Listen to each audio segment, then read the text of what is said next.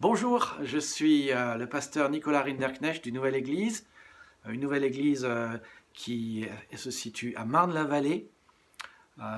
Sa vocation, c'est simplement d'être là pour tous ceux dans Marne-la-Vallée qui ont envie de trouver Dieu, de chercher Dieu et qui ont besoin de son amour.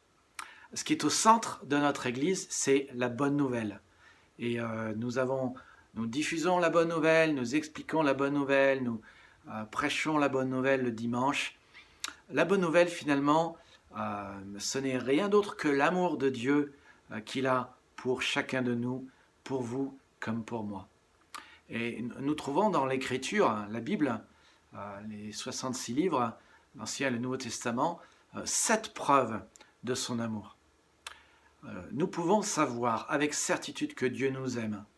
Dans Éphésiens 1, 4 à 5, il est dit que Dieu nous a désirés et voulu. Oui, dans son amour, Dieu avait décidé par avance qu'il ferait de nous ses enfants par Jésus-Christ. Dans sa bienveillance, voilà ce qu'il a voulu.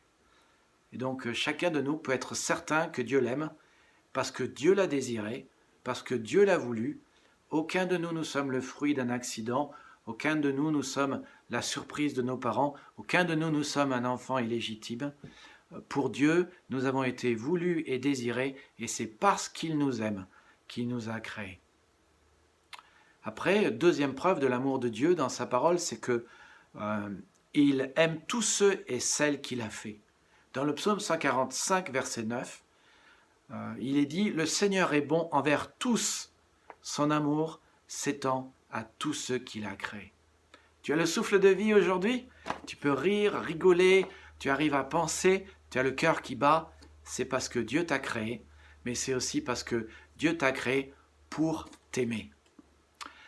Je pense à cet autre verset dans le psaume 103, « Le Seigneur aime ses fidèles comme un père aime ses enfants. Il sait bien, lui, de quoi nous sommes faits, un peu de poussière, il ne l'oublie pas. » Dieu ne t'aime pas parce que tu es fort ou méritant, il t'aime simplement parce qu'il t'a créé et parce que tu es son enfant. Et puis, c'est la définition même de la bonne nouvelle, nous pouvons être certains que Dieu nous aime parce qu'il a envoyé son Fils Jésus-Christ par amour, parce qu'il nous aime, mourir pour nous. C'est peut-être la vérité la plus importante dans toute la Bible. Dieu nous prouve à quel point il nous aime. Le Christ est mort pour nous alors que nous étions encore des pécheurs. Romains 5, 8. Et puis, quatrième preuve de l'amour de Dieu, je sais que Dieu m'aime parce qu'il sait tout de ma vie et il prend soin de moi. Quand vous aimez quelqu'un, si vous aimez votre femme, votre époux, vous voulez savoir ce qui se passe dans sa vie. Quand vous aimez vos enfants, vous voulez savoir ce qui se passe quand ils rentrent de l'école. Eh bien, c'est la même chose avec notre Dieu. Il veut savoir, il est intéressé et en fait, il sait. Jésus a dit dans Matthieu 6, 32, « Votre Père qui est au ciel sait que vous en avez besoin. » Il connaît vos besoins. Et dans 1 Pierre 5, 7, il est dit que Dieu prend soin de nous. Et puis, cinquième preuve de l'amour de Dieu, je sais que Dieu m'aime parce qu'il m'a créé pour avoir du plaisir. Quand on aime, on donne de la liberté et on veut que l'autre ait du plaisir. Avez-vous remarqué que quand il y a de l'amour, il y a toujours du plaisir? Les deux vont de pair. Eh bien, Dieu nous accorde tout en abondance pour que nous en jouissions. 1 Timothée 6, 17. Et ça, j'aime ce verset.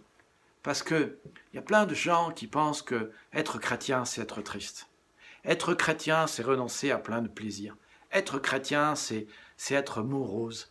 Mais la Bible dit que non, être chrétien, c'est jouir des choses que Dieu nous a données.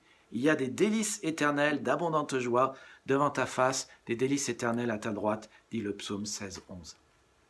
Et puis, je continue, ça vaut la peine d'entendre ces preuves de l'amour de Dieu dans sa parole. Nous pouvons savoir que Dieu nous aime, c'est la sixième preuve, parce qu'il veut qu'il y ait du plaisir, pas simplement dans ma vie, mais dans ma relation avec lui. Souviens-toi toujours, là où il y a de l'amour, il y a du plaisir. Et il est dit dans le psaume 149, verset 4, que l'Éternel prend plaisir à son peuple. Nous avons cette capacité, si je puis dire, entre guillemets, de donner du plaisir à Dieu. Dieu t'a créé par amour, pour t'aimer, pour que tu lui procures du plaisir et aussi de l'amour en retour. Il le dit dans Matthieu 22, 36, tu aimeras le Seigneur ton Dieu de tout ton cœur, de toute ton âme et de toute ta force. Et enfin, nous pouvons être certains que Dieu nous aime parce que Dieu a un bon plan pour votre vie, pour ta vie. Il le dit dans plein d'endroits différents. Dans Jérémie 29, 11, « Je connais les projets que j'ai formés pour vous, dit le Seigneur, projets de paix et non de malheur, afin que vous ayez un avenir fait d'espérance. » Mon ami, c'est ce que le Seigneur a en réserve pour toi. Tu peux être certain qu'il t'aime parce qu'il n'a prévu que des bonnes choses pour toi. Je n'ai pas dit qu'il n'y aura pas d'épreuves. Jésus nous a prévenu qu'il y aura aussi des épreuves dans notre vie, mais il n'a que des bonnes choses pour toi.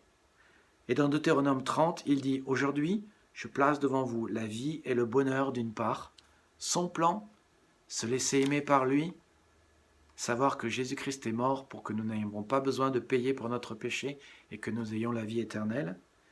Je place devant vous la vie et le bonheur d'une part, la mort et le malheur d'autre part. Prêtez donc attention aux commandements que je vous communique. Acceptez d'aimer le Seigneur votre Dieu, de suivre le chemin qu'il vous trace, d'obéir à ses commandements, à ses lois, à ses règles, alors vous pourrez vivre. » Alors si vous avez soif de vous laisser aimer par Dieu, si vous avez soif de le chercher et de le trouver, si vous avez besoin d'amour, si vous avez besoin de bonnes choses dans votre vie, de connaître le bon plan qu'il a prévu pour nous, Jésus a dit « Je ne rejetterai jamais celui qui vient à moi. Venez le rencontrer le dimanche avec nous. » Jésus a dit « Si quelqu'un a soif, qu'il vienne à moi et qu'il boive. Et j'étancherai sa soif. Des fleuves d'eau vive couleront de son sein. » Et Jésus a dit « Venez à moi, vous tous qui êtes fatigués et chargés, et je vous donnerai du repos. Prenez mon joug sur vous. Laissez-moi diriger votre vie et partager votre charge. Prenez mon joug sur vous. Car je suis doux et humble de cœur, et vous trouverez le repos. » Plus d'informations sur comment rencontrer Jésus en venant au culte le dimanche sur unenouvelleéglise.fr. Que Dieu vous bénisse et à bientôt.